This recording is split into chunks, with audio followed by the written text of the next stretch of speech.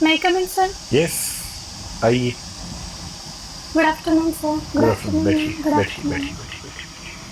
Thank you. आपका नाम दिव्या है? Yes, sir. आपका पहला अटेम्प्ट है? Yes, sir. ग्रेट। तो दिव्या, अपने बारे में कुछ बताइए, ऐसी 5-6 महत्वपूर्ण बातें जिनसे हम आपसे बात कर सकें। सर, जैसे कि आपने बताया, मेरा नाम दिव्या है।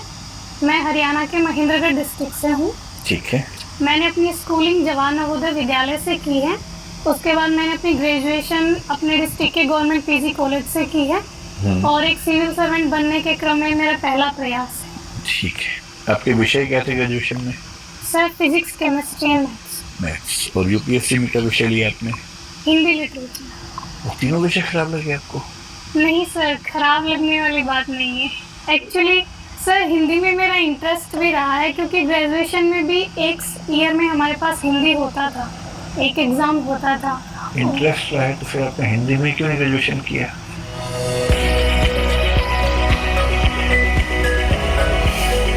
मैंने हिंदी इसलिए भी चुना है क्योंकि मैंने कुछ सीनियर से बात की और सर, मुझे सिलेबस देख के ये लगा कि शायद मैं अच्छे से कवर कर लूँगी और स्कोरिंग भी है, तो इस वजह से। अच्छा, तो ये प्रैग्मेटिक फैसला है, कॉस्ट बेनिफिट की बेस पे लिया हुआ। जी। ठीक है। और आपको कोई रुचि भी है? आपने बताया नहीं। हॉबीज में जी। Sir, Ghoomar dance, singing and sir talking with my mother. अच्छा, अपनी मदर से बात करना आपकी रुचि है। गुड। आजकल ऐसे बच्चे कहाँ होते हैं जो पेरेंट्स से बात करें, तो बड़ी अच्छी बात है। तो मम्मी से बात करके आपको ये नहीं लगता कि उनकी जनरेशन की बातें आपकी जनरेशन से काफ़ी अलग हैं? नहीं सर, मैं मम्मी से जब बात करती हूँ तो मेरा फोकस तो मुख्यतः उनकी हेल्थ को लेके होता है कि वो अपनी हेल्थ का ख्याल रखें। और मम्मी सिंगल पेरेंट है, तो इस वजह से उनका स्ट्रेस दूर करना, और मुझे लगता है सर घर की बातें हम कर लेते हैं, ऐसा डिफरेंस। फिर ये रुचि है या जिम्मेदारी है? सर, दोनों चीज़ें, रुचि भी है और मैं अपनी जिम्मेदारी भी समझती हूँ कि उनका स्ट्रेस दूर करूँ। और आपका होम स्टेट हरियाणा है और आपने फर्स्ट प्रेफरेंस उसी को दी होगी? Yes sir. है ना? ठीक। तो दिव्या, ये बताएं आपके नाम का मतलब क्या है और ये नाम आप पर कैसे सूट करता है?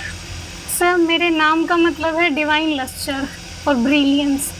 और सर, मुझे ऐसा लगता है कि मैंने अपनी स्कूलिंग में और उसके बाद अपने कॉलेज में और अपने जो भी प्रयास है अपने लक्ष्यों को प्राप्त करने में, ब्रिलियंस को हासिल करने की कोशिश की है। आप जो हिंदी साहित्य पढ़ती हैं उसके पाठ्यक्रम में भी एक उपन्यास है, उसका नाम भी दिव्या ही है। यस। और उस उपन्यास में वो जो दिव्या है और जो उसका मित्र मारिश है, वो बार बार कहते हैं कि स्त्री का धर्म निर्माण नहीं, सृष्टि है।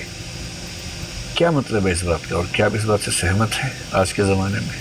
सर, मारिश का इससे मतलब है कि नारी को प्रकृति ने जो सर कर्तव्य दिया है सृष्टि को आगे बढ़ाने में, उसको वहीं अपना के चलना चाहिए। और सर, जो निर्वाण का मार्ग है वो नारी के लिए श्रेष्ठ नहीं है। ठीक है। और सर, मुझे भी पर्सनली ऐसा ही लगता है कि सर, लेकिन जेंडर इक्वलिटी के साथ सर। जैसे हमारे देश में 2 महिला राजनेता इस समय ऐसी मैं सोच पा रहा हूँ जो बहुत योग्य हैं, उन्होंने बहुत महान काम किया पर विवाह नहीं किया, परिवार को आगे नहीं बढ़ाया। ममता जी हैं, मायावती जी हैं। क्या हम उनके योगदान को शून्य मान लें क्योंकि उन्होंने सृष्टि के रास्ते को आगे नहीं बढ़ाया? नहीं सर, ऐसा तो नहीं है सर। हर महिला की अपनी ये पर्सनल चॉइस है। और सर, राजनीति के क्षेत्र में उन्होंने इतना अच्छा किया है, तो हम सिर्फ सृष्टि को आगे ले जाने के बेस पे कहीं किसी महिला का मूल्यांकन नहीं कर सकते। ठीक है। अब आप ये बताएं कि हरियाणा में आजकल बहुत सारे जो विवाद चल रहे हैं, उनमें से एक विवाद तो चंडीगढ़ को लेकर है।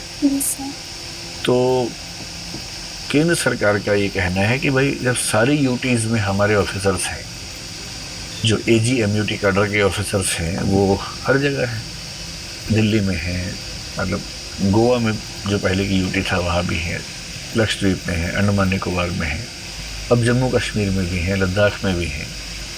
तो चंडीगढ़ को अलग से लाट साहब बनने का क्या मतलब है कि उस यूटी में ऑफिसर्स हरियाणा पंजाब कैडर के होंगे? क्यों होंगे? तो केंद्रीय गृह मंत्री कह रहे हैं कि अब से हम चंडीगढ़ में भी AG-MUT कैडर के ऑफिसर नियुक्त करेंगे। पंजाब सरकार इस बात पर भड़की हुई है, हरियाणा सरकार भी उतना नहीं भड़क सकती क्योंकि सरकार उसी पार्टी की है, लेकिन वो भी नाराज़ बीच में दिखते हैं।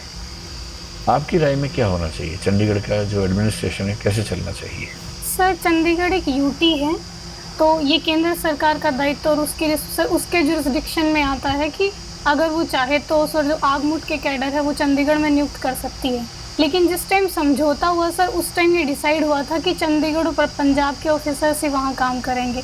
तो अभी अगर सेंट्रल गवर्नमेंट ये चाहती है कि वहाँ पे आगमुट कैडर के ऑफिसर्स जाएं तो सर ऐसा फैसला लेने में कोई मुझे बुराई नहीं है। हाँ, लेकिन आपको नहीं लगता कि फेडरलिज्म का सम्मान करते हुए इसमें राज्यों से भी संवाद होना चाहिए, एक तरफा फैसला नहीं होना चाहिए? हाँ सर, एक तरफ फैसला नहीं होना चाहिए। इसमें सर हरियाणा और पंजाब के राज्यों की भी सहमति ली जा सकती है, क्योंकि एक बार इनसे सहमति लिए बिना 3 बिल पास किए थे, फिर क्या हुआ था फिर देखा ही है 2 साल में। तो संवाद की प्रक्रिया रहे तो बेहतर ही होगा, है ना? ठीक है सर। आप दिव्या, आपने अपने डैश में लिखा है कि आपने नेतृत्व और व्यक्तित्व विकास के कार्यक्रम में भागीदारी की और उसमें पुरस्कार जीता। Leadership and personality development. तो ये बताओ कि नेतृत्व का विकास कैसे किया जा सकता है? 2-3 तरीके बताएं। सर सबसे पहला तो मुझे लगता है जो लीडर होता है उसको अपने जो ग्रुप है उसके बारे में सर अच्छी जानकारी होनी चाहिए कि कैसे पॉलिसीज ले जानी, हमारा लक्ष्य क्या है। सबसे पहला ये है। दूसरा मुझे ऐसा लगता है सर एक लीडर के पास परसुएशन पावर होनी चाहिए कि वो अपनी पॉलिसीज़ के बारे में जो आम लोग हैं उनको अच्छे से समझा सके। और तीसरा मुझे लगता है सर नॉलेज और अवेयरनेस होनी चाहिए कि हमें जानकारी है कि कहाँ चीज़ें कैसे घटित हो रही हैं और सर मुद्दों के बारे में। आपको लगता है कि नेतृत्व में त्याग की भावना भी होनी चाहिए? क्या वो एक आवश्यक गुण है? सर नेतृत्व में त्याग की भावना इसलिए होनी चाहिए क्योंकि कई बार सर लीडर्स को ऐसे फैसले लेने पड़ सकते हैं जहां उनके निजी जीवन और प्रोफेशनल जीवन में डायलेमा हो सर।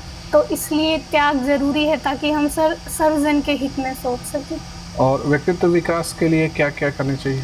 सर हमें अपनी स्ट्रेंथ्स और वीकनेस पता होनी चाहिए। मैं तो स्टॉक्स में इन्वेस्ट करूंगी।